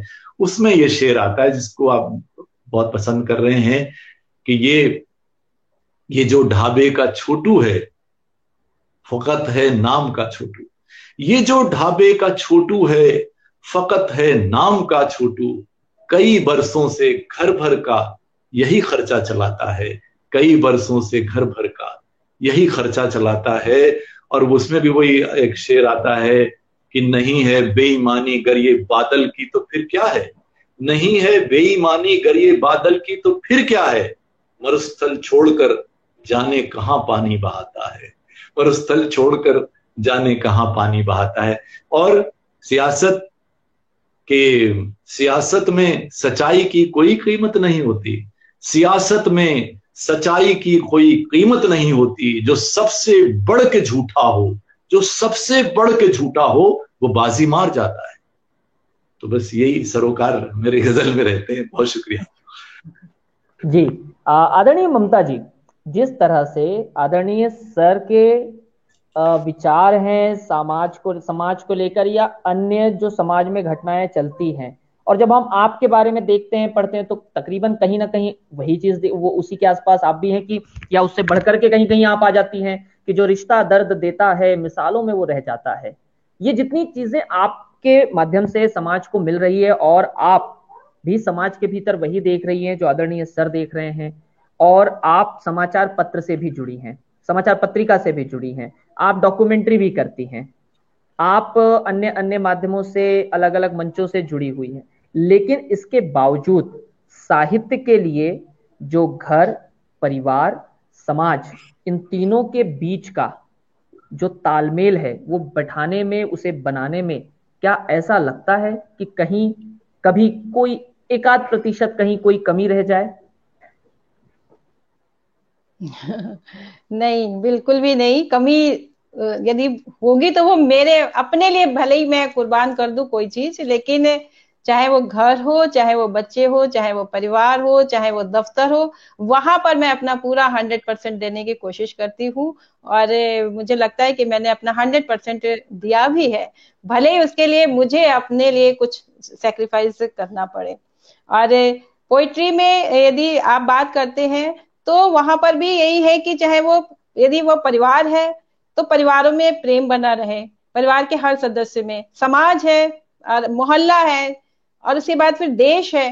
तो ये यहाँ पर जितनी भी विसंगतियां हैं उन सब पर कहीं ना कहीं जो कुछ देखते हैं, जो कुछ पढ़ते हैं, जो कुछ खबरें सुनते हैं, वो कहीं ना कहीं जहन में रह जाती हैं, और जब हम लिखते हैं तो वो कहीं ना कहीं वो चीजें इकट्ठी हो जाती हैं और वो ही फिर शब्द बन करके कागज पर उतरते हैं। तो और यही है कि एक आम आदमी का जीवन कैसे ज्यादा से ज्यादा सरल हो, ये दृष्टि जो है हमेशा रहती है। आदरणीय सर तो कविता, गजल और अन्य विधाओं में कर रहे हैं, लेकिन आपकी एक विशेषता है, विशेष रूप से सिर्फ आपकी, कि आप लेख आलेख का जो क्षेत्र है इसमें आप बहुत ज्यादा सक्रिय हैं। आपका यदि कोई लेख पढ़े या अन्य आपसे कोई आपका कोई आर्टिकल पढ़ता है तो उसके अंदर एक स्पष्टता या उस विषय को लेकर के जो गहराई है वो दिखाई देती है। तो ये जो गहराई समाज के प्रति आपके लेख में, आर्टिकल में दिखाई देती है, क्या ऐसा लगता है मैम कि आज हमारे समाज में जो राष्ट्रीय पत्रिकाएं हैं या अखबार हैं उनकी महत्वपूर्णता पहले जैसी, या जिम्मेदारी, महत्वपूर्णता भी नहीं, जिम्मेदारी पहले से कम हो गई है, या अपनी नैतिकता वो खोते चले जा रहे हैं? जिम्मेदारी तो अब, जब मैं काम करती थी, अभी आजकल तो मैं फ्रीलांसिंग ही कर रही हूँ, लेकिन जब मैं काम कर रही थी तब भी बहुत कुछ जिम्मेदारी होती थी, अखबारों की, समाचार पत्रों की और टेलीविजन की। लेकिन आज का जो परिदृश्य है वो पूरी तरह से बदला हुआ है। आज मीडिया, हम सब जानते हैं, मैं यहाँ कहना नहीं चाहती, हम सब जानते हैं कि मीडिया आज किस तरह से एक काम कर रहा है, एक दबाव में आकर के। तो मीडिया अपनी वो जिम्मेदारी उस हद तक, जिस हद तक उसको निभाना चाहिए, वो चौथा स्तंभ है, तो जिस हद तक उसको जिम्मेदारी निभानी चाहिए उस हद तक नहीं निभा रहा है। और कहीं ना कहीं वही कहते हैं ना जिसको, कि एक पूरा मार्केट है, एक पूरा जो तंत्र है वो उसके गिरफ्त में है। मीडिया को उस गिरफ्त से बाहर निकल के आना पड़ेगा, और तभी वो अपनी जो उसकी जो दायित्व है उनका वो निर्वहन पूरी तरह से कर पाएगा। अब बातों का सिलसिला हम थोड़ा सा रोकते हैं, और आदरणीय मैम, कोई आंसू बहाता है, जी, कोई आंसू बहाता है, कोई खुशियां मनाता है, हम ये सुनना सुना चाहेंगे। ये सुना ये सुना देती हूँ। और उसके पहले जो आप खुदकुशी वाली बात कर रहे थे, क्योंकि कह दिया है आपने, तो मैं वो भी सुना देती हूँ, दो तीन शेर उसके, कि खुदकुशी करने में कोई शान है, जी के दिखला तब कहूँ इंसान है। और सारी दुनिया चाहे जो कहती रहे, मैं जिसे पूजूं वही भगवान है। और टिक नहीं पाएगा कोई सच यहाँ, कि टिक नहीं पाएगा कोई सच यहाँ, झूठ ने जारी किया फरमान है। कि झूठ ने जारी किया फरमान है, और चंद नियमों में न ये बंध पाएगी, कि चंद नियमों में न ये बंध पाएगी, जिंदगी की हर डगर अनजान है। कि जिंदगी की हर डगर अनजान है। और ये दो अलग रंग के शेर, कि भीगती रुत कह गई ये कान में, कि भीगती रुत कह गई ये कान में, क्यों गली दिल की तेरे वीरान है। और ये देखिए महानगरों के नाम, ये शेर, कि जब से चिड़िया ने बनाया घोंसला, घर मेरा तब से बहुत गुंजान है। क्या बात। कि घर मेरा तब से बहुत गुंजान है। और ये जो गजल आप कह रहे हैं ये सुना देती हूँ, ये भी तहत में ही पढ़ देती हूँ, क्योंकि लगभग 1 घंटा होने वाला है। कि कोई आंसू बहाता है, कोई खुशियां मनाता है, कि कोई आंसू बहाता है, कोई खुशियां मनाता है, ये मैम सारा सारा खेल। तरन्नुम में हो जाए तो ज्यादा मजा आएगा। अच्छा, चलिए दो तीन शेर सुना देती हूँ। कोई आंसू बहाता है, कोई खुशियां मनाता है। कोई आंसू बहाता है, कोई खुशियां मनाता है। ये सारा खेल है उसका, ये सारा खेल है उसका, वही सबको नचाता है। कोई आंसू बहाता है, कोई खुशियां मनाता है। और ये शेर सुनिए, कि मेरी दुनिया में है कुछ इस तरह से उसका आना भी, मेरी दुनिया में है कुछ इस तरह से उसका आना भी। घटा सावन किया खुशबू का झोंका जैसे आता है। कोई आंसू बहाता है, कोई खुशियां मनाता है। और ये शेर सुनिए, कि घड़ी संग की हो या फिर कोई मुश्किल बला की हो, घड़ी संकट की हो या फिर कोई मुश्किल बला की हो, ये मन भी खूब है रह रहे के उम्मीदें बंधाता है।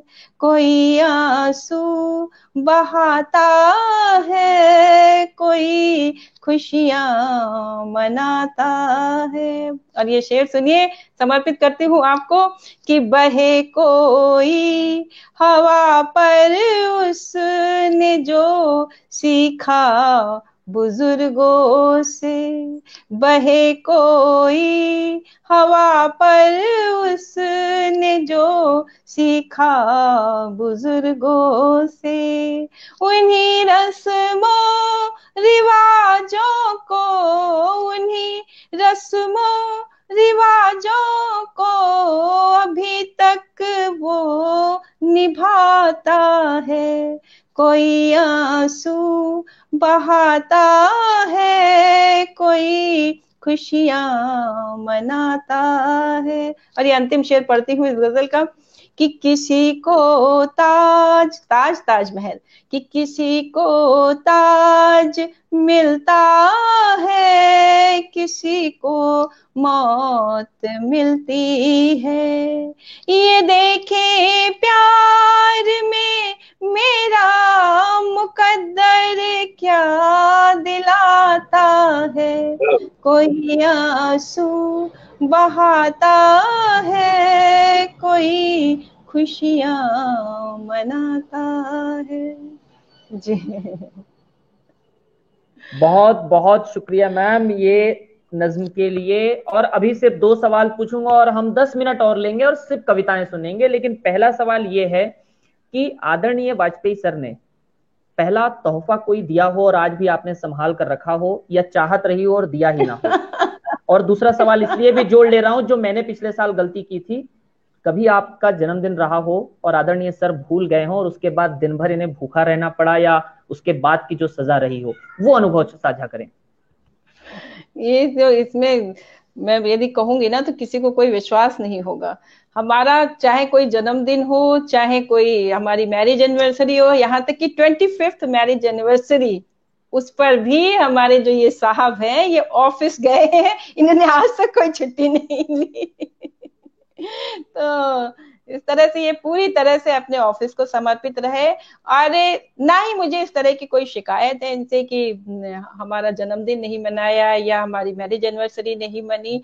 और हम लगातार, हम दोनों ही अपने अपने काम में इतना व्यस्त रहे कि हमको ये सब चीजें सोचने की कभी फुर्सत ही नहीं मिली कि हम इस तरह से कोई सेलिब्रेट करें, सेलिब्रेशन करें।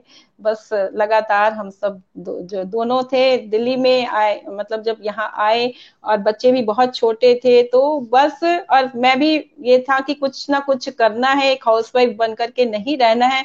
तो फिर जो हमारा जो संघर्ष था और अपने तरीके से अपनी पहचान बनाने का, और इसमें तो बस उसी में ही लगे रहे। और ये पता ही नहीं चलता था कि कल एक ऐसा, जो कहते हैं ना कि एक कंप्यूटराइज्ड जो जिंदगी थी हमारी, या इतनी आपाधापी वाली जो जिंदगी थी, उसमें कभी ये सब सोचने का वक्त ही नहीं मिला और ना ही मुझे शिकायत है। आदरणीय सर, जी हो सकता जी है कि मन में ख्याल आया हो, लेकिन घर पे बिटिया है, कैसे मैं ले जाकर कोई गुलाब दूं, कैसे मैं ले जाकर कोई तोहफा दूं। कभी ऐसे मन में ख्याल आया हो और शायद वो गुलाब मसल करके या किताब के भीतर छिपा कर रख दिया हो आपने, ऐसा कोई? तो अच्छा बता रहे तुम सब, तुम्हारे लिए ये सब बातें हैं यार। ठीक है, हमारे हमारा तो ऐसे बीत गया कि हाँ, गुलाब सही बात। गुलाब की भी। जी जी जी जी। अब बच्चे जरूर कहते हैं, बच्चे जरूर कहते हैं कि तुमने तो कभी कोई चीज सेलिब्रेट ही नहीं करी, और तो क्या बताए नहीं हुई। हम सब अपने हम काम में सब ही इतना अपने काम में व्यस्त ही रहे, इतना बस उसी व्यस्तता में सब कुछ निकलता चला गया। हर दिन जो है सुबह से उठ करके वही जो एक रूटीन होता था, बस वो रहा। और आप जब दोनों ही मीडिया में हैं, वाजपेयी जी अपने रेडियो में हैं, मैं अपने पत्रकार हूँ और पत्रकारिता में हूँ, तो वहां पर इस तरह की चीजें ये सब, बल्कि पता है जिस दिन कोई त्योहार हो, जैसे कि दशहरा है या दीपावली है या 15 अगस्त है, ये सब जो यदि मैं अखबार में हूँ तो वहां पर और ज्यादा से ज्यादा काम करना पड़ता है। इसी तरह से वाजपेयी जी का, वो रेडियो में है तो उस दिन प्रधानमंत्री का, उस दिन राष्ट्रपति का या कमेंट्री करनी, तो और ज्यादा से काम, मतलब तो छुट्टी। और उस तरह से कभी कोई इतवार या कोई छुट्टी या उस तरह से कभी हम लोगों ने उस तरह से सेलिब्रेट कुछ भी नहीं किया। असल में मैं दर्शकों को बताना चाहता, जी सर कहें कहें। कि अब देखिए, अब जब हम इस उस स्थिति में हैं, अब हम ये सोच सकते हैं कि ये यकीनन एक तरह का पागलपन था, एक तरह का जुनून था, और एक गलतफहमी थी कि बस हम दुनिया बदल देंगे 24 घंटे। सच बात है कि 35 साल में नहीं, मैंने कोई माँ बाप के मरने के लोग कोई छुट्टी नहीं ली, ममता जी गवाह इस बात की। वो एक आध अपवाद होगा, नहीं कभी छुट्टी ली ही नहीं। तो वो और ऐसा वो पागलपन था, मैं तो मानता हूं। और वो बस ये पागलपन निभ इसलिए गया कि ममता जी ने निभा लिया, वरना तो तलाक की पूरी गुंजाइश थी। जी। मतलब हम बच्चों को कह के जा रहे हैं, सुबह ऑफिस ऑफिस जा रहे हैं कि बेटा अच्छा दशहरा है, मैं शाम को आऊंगी तो फिर अपन चलेंगे मार्केट, चलेंगे तुम लोग को दशहरा दिखा करके लाएंगे। पता चला कि अब मैं तो उस दिन जाम में ही फंस गई वहां पर। और जब दशहरा हो गया, जब हो गया, तब हम लौट करके ऑफिस से आ रहे हैं। तो हमारे बच्चों ने भी बहुत सफर किया है उस तरीके से, लेकिन बस खुशी इस बात की है कि चलो बच्चे भी अपनी अपनी लाइन में बहुत ऊंचाई पर हैं, और अकेले दम पर जो भी किया है बस। काम मैं के पागल, दर्शकों को काम या के पागल। जी, जो लोग देख रहे हैं, दरअसल उनको ये समझाना है कि जिंदगी जिनकी खुद उत्सव से महोत्सव में तब्दील हो चुकी हो, उन्हें उत्सव मनाने की जरूरत नहीं। और जिनकी जिंदगी में खुद गुलाबों सी महक हो, वहां गुलाब दे करके आप प्यार को बयां करना, ये औपचारिकताएं निभाना, जिनके लिए रोज का दिन एक प्रेम बंधन में बंधा हुआ है, रोज सुबह से लेकर शाम तक आपको अपनी जिम्मेदारी का एहसास है, और आपको पता है कि आप, जैसे एक टोपी शुक्ला में एक लाइन है कि हम अपने भाई को क्या रोज कहते हैं कि तुम मेरे भाई हो। सही बात, तो सही इस बात। तो क्या किसी रिश्ते को जताने की और बताने की जरूरत पड़ती है? शायद नहीं। सर, एक आखिरी सवाल के साथ दो दो रचनाएं सुनूंगा और उसके बाद में हम आज का सत्र समाप्त करेंगे। सिर्फ बहुत छोटा सा सवाल है, और सवाल सिर्फ आपसे है, मैडम से नहीं है। सवाल जी ये जी है जी कि जी। इनकी कोई रचना रही हो और आपने वाह वाह ना किया हो या तारीफ ना की हो, उसके बाद। नहीं नहीं नहीं, देखिए, रचना में ये होता है कि हम लोग एक दूसरे की खुलकर आलोचना करते हैं, ठीक है। और कोई कोई मंच है, अभी तो लॉकडाउन है, चलो कोई बात नहीं, वरना रोज का ही होता था। तो मैं कहीं कितना ही उसमें तालियां पड़ जाएं, कितने ही लोग पहले ऑटोग्राफ लेते, तब सेल्फी ले लें, कुछ कर ले, लेकिन अगर कहीं कोई, मैं भी पूछ लेता हूँ हाँ भाई कैसा रहा, वो कुछ भी हो कहीं से मिल जाए, लेकिन जब तक इधर से अप्रूवल नहीं आए, हाँ भाई कैसा रहा मेरा, और उसमें ये कब बताने में हिचकने की नहीं ऐसा नहीं ऐसा था। तो हम चूंकि शुभ चिंतक हैं एक दूसरे के, तो ये अगर इनकी कोई चीज आई तो मैं उसमें खुल के आलोचना करता हूँ, ये करता हूँ कि नहीं ये नहीं ठीक है, ऐसे करो वो करो। ये तो चलता है, मतलब इसके बिना तो वो बात बनती नहीं है। तो ऐसा कोई वो नहीं, इसमें कोई झगड़ा वो नहीं होता है इसमें। तो हम बड़े खुले मन से उन चीजों को स्वीकार करते हैं, क्योंकि जो आपका सच्चा, अब सच्ची बात यह है कि मैं जब व्यंग में इतना मतलब शानदार मेरा परफॉर्मेंस रहता था, तो एक जगह पर बीएनएसडी कॉलेज कानपुर में कवि सम्मेलन था, और वहां के जो प्रिंसिपल थे, मैं उनको मरते दम तक नहीं भूलूंगा। क्यों नहीं भूलूंगा? उन्होंने कहा बेटा जब तुम इतने टॉपर हो, थ्रू आउट फर्स्ट क्लास हो, तो तुम्हारी कविता भी अच्छी होना चाहिए। अब ये सेंटेंस चक्कर घिन्नी की तरह घूमता रहा मेरे दिमाग में। मैं तो इतनी दाद मिली, इतनी तालियां मिली, इतना लोग वो दीवाने थे, ये अच्छी कविता का मतलब क्या है? और वो कहीं ना कहीं एक बात पड़ी रही, और मैं कहीं ना देखिए व्यंग से हट गया। और अगर व्यंग से हटके गंभीर कविता में नहीं आए होते तो मैं वेनेजुएला वर्ल्ड पोइट्री फेस्टिवल में भारत का अकेला कवि नहीं बन पाता, या इतना कुछ और जो भी हुआ है वो नहीं हो पाता। तो ठीक है, व्यंग में हम बहुत बड़े कुछ होते, बहुत पैसा वैसा कमा लेते हुए एक अलग कहानी है, लोकप्रिय ज्यादा हो जाते हुए एक अलग बात है। तो वही कहता हूं कि ये काम हम लोग आपस में बड़े उसके साथ खुले मन से एक दूसरे की आलोचना को स्वीकार करते हैं। लेकिन अब जब ममता जी से आप सवाल करें तो मुझे स्क्रीन से बाहर करिए, तो मैं जरा सी चार्जर खत्म होने पे है तो मैं चार्जर लगा लूं, इनको स्क्रीन को फुल स्क्रीन कर दीजिए, मुझे स्क्रीन से थोड़ा आउट कर दीजिए। जी, आदरणीय ममता जी, आपसे मैं मैं दर्शकों को, जो लोग जुड़े मैं हुए हैं, जी जी मैम, बस मैं पहले सवाल ये है हाँ कि, बस मैं हाँ मैम कहें, आप कहें, हाँ आप कहें, आप कहें। नहीं, अच्छा वाजपेयी जी को चार्जर लगाना है, आप लगा लो, मैं तब तक रचना सुना देती हूँ। ठीक है ठीक है ठीक है। और तरन्नुम में। अच्छा अच्छा, चलिए, मैं ये रचना सुना रही हूँ, सुनिएगा। आज का ही पूरा जो परिदृश्य है उसको अपने जहन में रखिए और सुनिएगा। कि जिसे समझ गम गुसारे अपना, वो दर्द अपना बता रहा है। जिसे समझ गम गुसारे अपना, वो दर्द अपना बता रहा है। वही बढ़ा देगा दर्द उसका, वही बढ़ा देगा दर्द उसका, दया वो केवल दिखा रहा है। जिसे समझ हम गुसारे अपना। शेर सुनिएगा। कि कभी ना पूछे जो हाल मेरा, कहाँ हो कैसे किधर थे अब तक। कभी ना पूछे जो हाल मेरा, कहाँ हो कैसे किधर थे अब तक। वही है हमदर्द जैसे सच्चा, मिला तो ऐसे जता रहा है।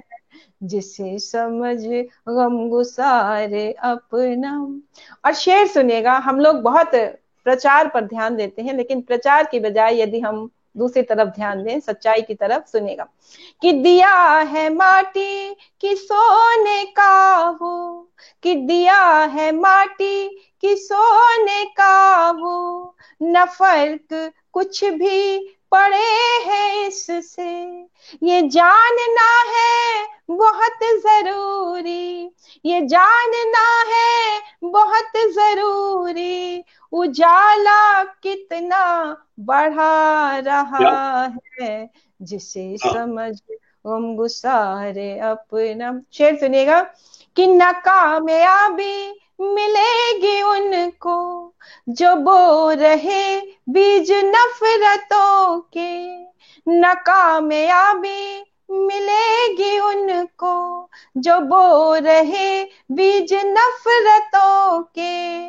वतन की मिट्टी में है वो जादू, वतन की मिट्टी में है वो जादू, जो सबके दिल को मिला रहा है। जिसे समझ हम गुसारे अपना, वो दर्द अपना बता रहा है। और इसका अंतिम शेर पढ़ती हूँ, सुनिएगा।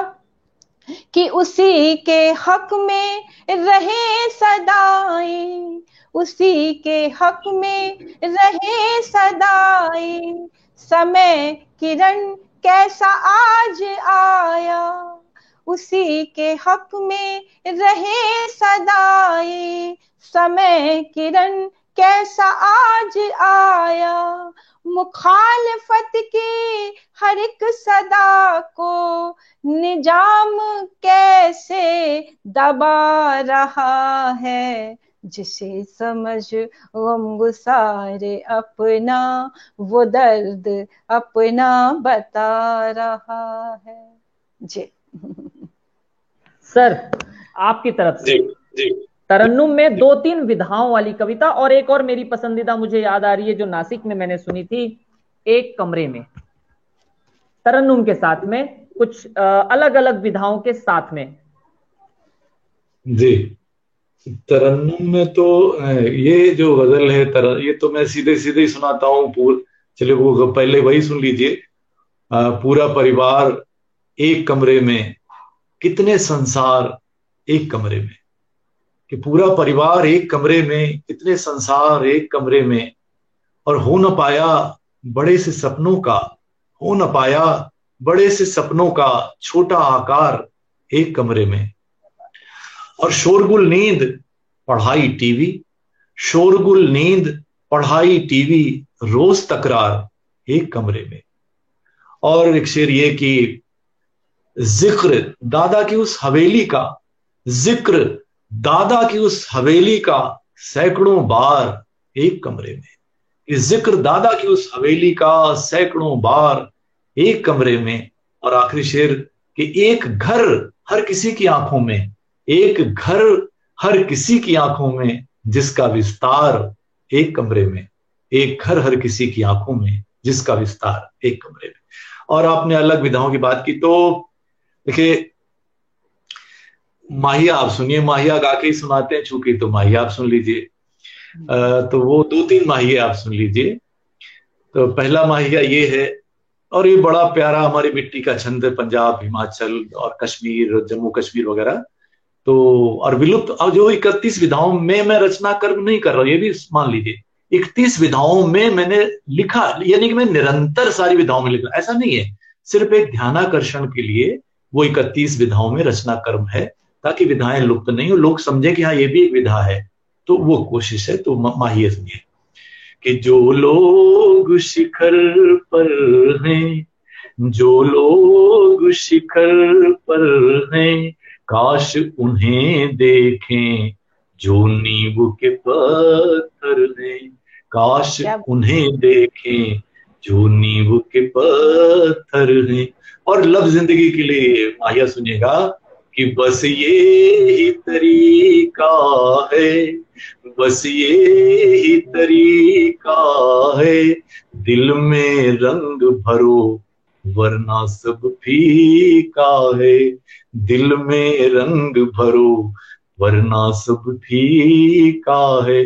और फिर वही लफ्ज जिंदगी के लिए एक माहिया और सुनिए कि देखो भर मत सपने, देखो भर मत सपने, वो तरकीब करो सब सपने हो अपने, वो तरकीब करो सब सपने हो अपने। और एक माहिया सादा सी ये, कोरोना में बहुत लोग डराते हैं, अभी भी डराते हैं, लेकिन आप माहिया सुनिए कि जब उम्र ये पूरी है, जब उम्र ये पूरी है, अमृत क्यों खोजूं मरना भी जरूरी है, अमृत क्यों खोजूं मरना भी जरूरी है।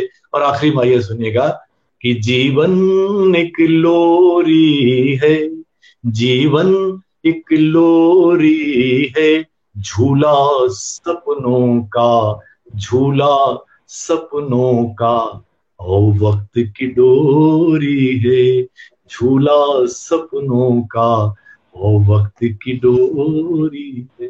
जी सर बहुत शुक्रिया। मैम जाते जाते एक अंतिम रचना आपकी तरफ से, फिर सर से अंतिम रचना सुनेंगे और हम समापन की ओर बढ़ेंगे, समापन कर देंगे। मैम जाते जाते एक ऐसी रचना जिसमें आपको जो लगता है कि आपकी सबसे प्रिय है। मुझे तो अपनी सभी रचनाएं प्रिय है। सभी मेरे बच्चे हैं, तो अपने बच्चे तो सभी को अच्छे लगते हैं, लेकिन मैं सारे ही बच्चे सब हैं तो सभी बच्चे अपने अच्छे लगते हैं। तो मैं ये एक रचना सुना देती हूँ, लेकिन चूंकि यहाँ पर बहुत एक आधी आबादी का प्रतिनिधित्व मैं कर रही हूँ, तो मैं यहीं से एक कविता, छंदमुक्त कविता सुना देती हूँ। स्त्री और नदी इसका शीर्षक है, और मेरा जो स्त्री विमर्श है वो भी अलग तरह का है। तो ये कविता सुन लीजिए कि स्त्री झांकती है नदी में, लव जिंदगी के लिए भी, कि स्त्री झांकती है नदी में, निहारती है अपना चेहरा, सवारती है माथे की टिकुली, होठों की लाली, मांग का सिंदूर, हाथों की चूड़ियां, भर जाती है रौब से, कि भर जाती है रौब से, मांगती है आशीष नदी से, सदा बनी रहे सुहागन, अपने अंतिम समय अपने सागर के हाथों ही विलीन हो उसका समूचा अस्तित्व नदी में। स्त्री मांगती है नदी से अनवरत चलने का गुण, पार करना चाहती है तमाम बाधाओं को, पहुंचना चाहती है अपने गंतव्य तक। स्त्री मांगती है नदी से सभ्यता के गुण, कि स्त्री मांगती है नदी से सभ्यता के गुण, वो सभ्यता जो उसके किनारे जन्मी, पली, बढ़ी और जीवित रही। स्त्री बसा लेना चाहती है समूचा का समूचा संसार नदी का अपने गहरे भीतर, कि स्त्री बसा लेना चाहती है समूचा का समूचा संसार नदी का अपने गहरे भीतर।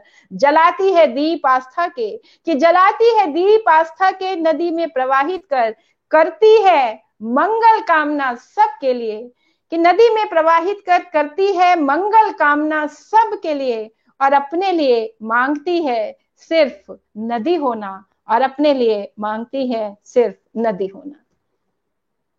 है बहुत बहुत सुंदर मैम। आदरणीय सर का शायद कैमरा बंद हो गया है या उनका मोबाइल का चार्जिंग खत्म हो गया शायद। मैं जो लोग सुन रहे थे उनको बताना चाहता हूँ कि कवि सम्मेलन के मुझे भी बाहर बस कर नहीं दीजिए, मैम, बस खत्म कर रहे हैं। जोड़ लेती हूँ, उनको इधर ही जोड़ लेती हूँ। तो आप उन्हें बुला लीजिए, कोई दिक्कत नहीं है। आप मुझे बाहर कर दीजिए एक मिनट। जी जी जी जी, आप आ जाइए स्क्रीन पे।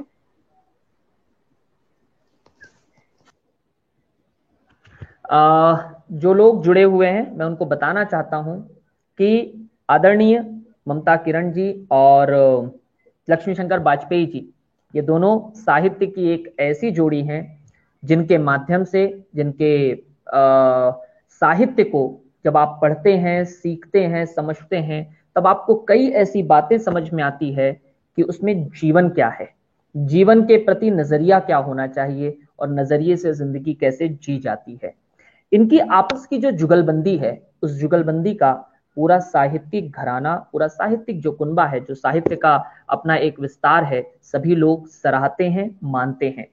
और इसीलिए इन दोनों को आप देखेंगे, देखने के बाद आपने सुना, सुनने के बाद आपको ये समझ में आया कि कैसी केमिस्ट्री जिंदगी की होनी चाहिए।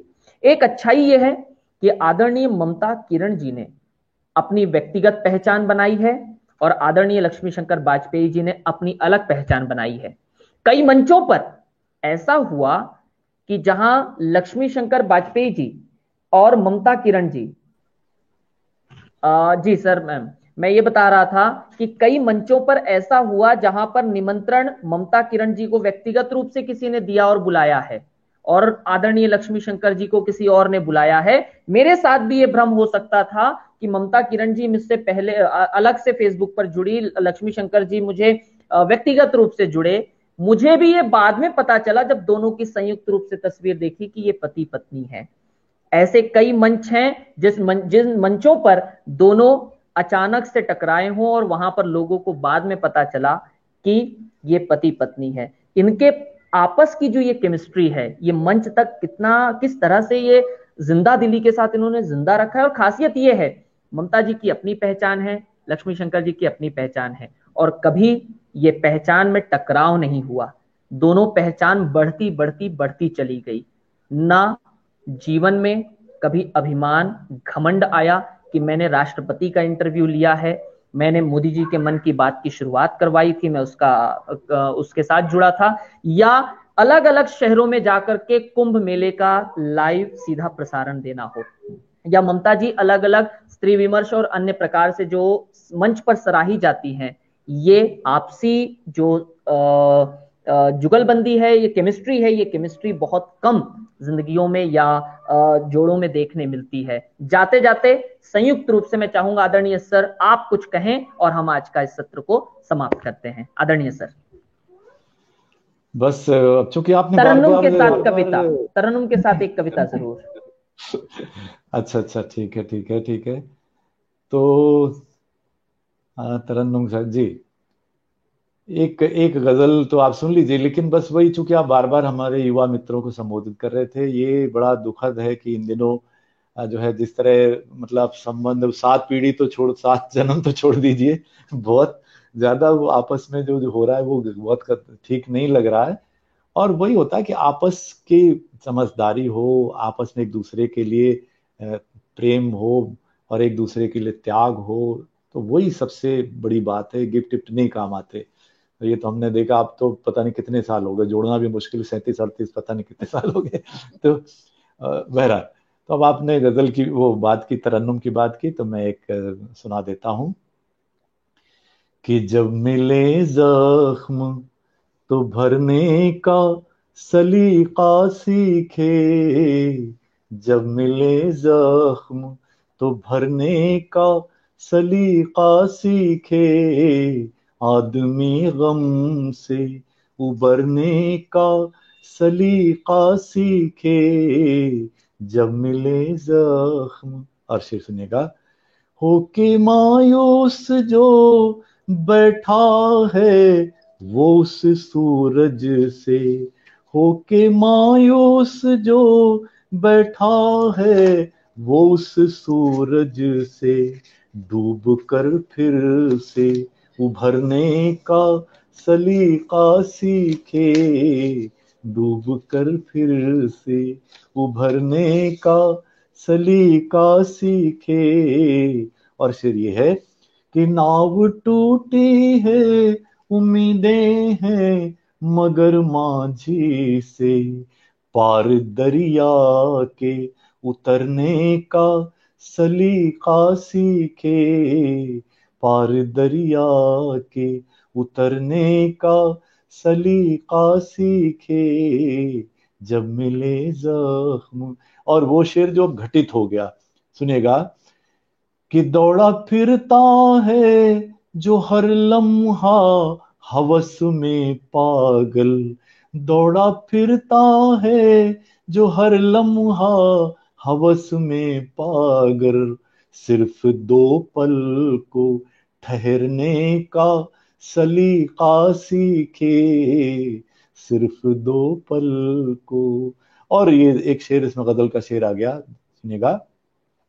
वो जो अक्सर मेरी आंखों को भिगो जाता है, वो जो अक्सर मेरी आंखों को भिगो जाता है, मेरी यादों से गुजरने का सलीका सीखे, मेरी यादों से। और लब जिंदगी के नाम, ये पैगाम आखिरी शेर कि खुदकुशी भूल के वो सोचे शहादत की बात, खुदकुशी भूल के वो सोचे शहादत की बात, मरना चाहे है, मरना चाहे है तो मरने का सलीका सीखे, जब मिले जख्म तो भरने का सलीका सीखे, आदमी गम से उबरने का सलीका सीखे। बहुत बहुत शुक्रिया। आदरणीय सर, बहुत बहुत धन्यवाद। मैम, बहुत बहुत धन्यवाद। मैम, जाते आते कुछ कहना चाहेंगे? प्लीज। बस 2-3 शेर सुना देती हूँ मैं भी। आज की ये जो युवा पीढ़ी है, और कि सहारा तिनके तक का भी न चाहा जाए है मुझसे, कि सहारा तिनके तक का भी न चाहा जाए है मुझसे, कि अपने दम से ही उस पार उतरा जाए है मुझसे, कि अपने दम से ही उस पार उतरा जाए है मुझसे। और उधर है फूल सुविधा के, इधर कांटे उसूलों के, कि उधर है फूल सुविधा के, इधर कांटे उसूलों के, मगर रास्ता उसूलों का न छोड़ा जाए है मुझसे, कि मगर रास्ता उसूलों का न छोड़ा जाए है मुझसे। और यकीनन हूं भी मैं वैसी ही जैसी सबको दिखती हूँ, यकीनन हूं भी मैं वैसी ही जैसी सबको दिखती हूँ, कि चेहरे पर कोई चेहरा न रखा जाए है मुझसे, कि चेहरे पर कोई चेहरा न रखा जाए है मुझसे। जी, बहुत शुक्रिया। आदरणीय सर, आदरणीय मैम, आपका बहुत बहुत शुक्रिया। आपने अपना बहुमूल्य समय दिया। आपका आशीर्वाद, आपका स्नेह इसी तरह बरकरार रखें। हम सभी को, इवन आज जितने भी हमारे साथ जुड़े थे, उन सभी को बहुत कुछ आपको देखकर, आपसे सीखने को मिला। और ऐसी बातें, ऐसी जिंदगी के प्रति नजरिया क्या होना चाहिए, आज हम लोगों को बहुत कुछ नया सीखने और देखने मिला। और मैं जाते जाते आदरणीय लक्ष्मी शंकर जी और ममता जी के लिए सिर्फ यही पंक्तियां प्रेषित करना चाहूंगा। जैसा वादा था आपसे मेरा, आ गए आपके बुलाने से। जैसा वादा था मेरा, जैसा वादा था आपसे मेरा, आ गए। 2 सेकंड दीजिए जी। आदरणीय सर, आदरणीय मैम, बहुत बहुत शुक्रिया, आपने अपना समय दिया।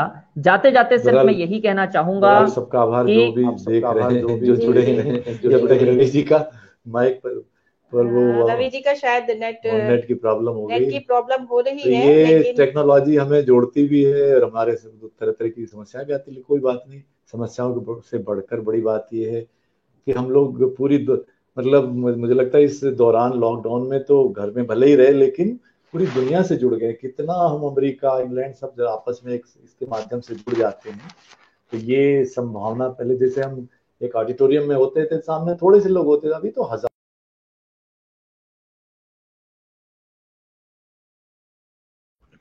तो शायद थोड़ी सी तकनीकी समस्या हो गई है। तो बहरहाल अब चलिए से विराम दिया जाए। जी शायद जिंदगी जी कोशिश कर रहे हैं, वो कहना चाहते हैं तो हम इंतजार करते हैं, और तब तक मैं जो गजल मैं सुना रही थी उसके 2 शेर और सुना देती हूँ कि ईश्वर को जो है ना, मैंने सोचा कि वो तो हमें हर समय नचाता रहता है, तो मैंने कुछ अलग सोचा। और ये देखिए, ये शेर पढ़ती हूँ कि वो कठपुतली की सूरत मुझको जी भर के नचाता है, कि वो कठपुतली की सूरत मुझको जी भर के नचाता है, मगर उसको किसी दिन कब नचाया जाए है मुझसे, कि मगर उसको किसी दिन कब नचाया जाए है मुझसे। और फकीरी में ही रास आता है जीना ऐ किरण मुझको, कि फकीरी में ही रास आता है जीना ऐ किरण मुझको। आदरणीय सर और मैम के साथ थोड़ी सी शायद तकनीकी दिक्कत या मेरे साथ हो रही है, समझ में नहीं आ रहा है, पर जाते आते हम सिर्फ यही कहना चाहेंगे कि जैसा वादा था आपसे मेरा, आ गए आपके बुलाने से। चलिए तो रवि जी जुड़ेंगे तो फिर आपसे बात करेंगे। आप सभी का बहुत बहुत आभार, आप यहाँ पर जुड़े हुए थे और हमें सुन रहे थे। और रवि शुक्ला का आभार कि उन्होंने यहाँ बुलाया, हमसे इतनी सारी बातें की और हमने अपने मन की बातें साझा की। तो बहुत शुक्रिया। इस कार्यक्रम को यहीं पर विराम देते हैं। धन्यवाद, और कि आप सभी को बहुत बहुत शुभकामनाएं। जी, आदरणीय वाजपेयी जी और ममता जी का मैं आभार व्यक्त करता हूं। जितने दर्शक मेरे साथ जुड़े, परमात्मानंद पांडे जी, गिरधर तिवारी जी, सौम्य जी, रितेश जी और अन्य जिनको मैं भी देख नहीं पा रहा हूं, सभी का बहुत शुक्रिया, बहुत धन्यवाद। मेरे साथ आप इसी तरह बने रहें। और 15 अगस्त की शाम एक विशेष कार्यक्रम लव जिंदगी की तरफ से हम लेकर आ रहे हैं, उसे देखना ना भूलें। तो बने रहे मेरे साथ। और जाते जाते मैं यही कहूंगा कि रोज मिलने की भी तलब जिनको अब खबर तक नहीं जमाने से, रोज मिलने की भी तलब जिनको अब खबर तक नहीं जमाने से, आप कैसी बहार ले आए फूल मुरझाए जिसके आने से, और कागजी फूल कब बने असली उसमें नकली महक बसाने से। सो ये लक्ष्मी जी का ही शेर था, लक्ष्मी जी की गजल थी जो आपके बीच रखी। बहुत शुक्रिया, बहुत धन्यवाद। जय हिंद।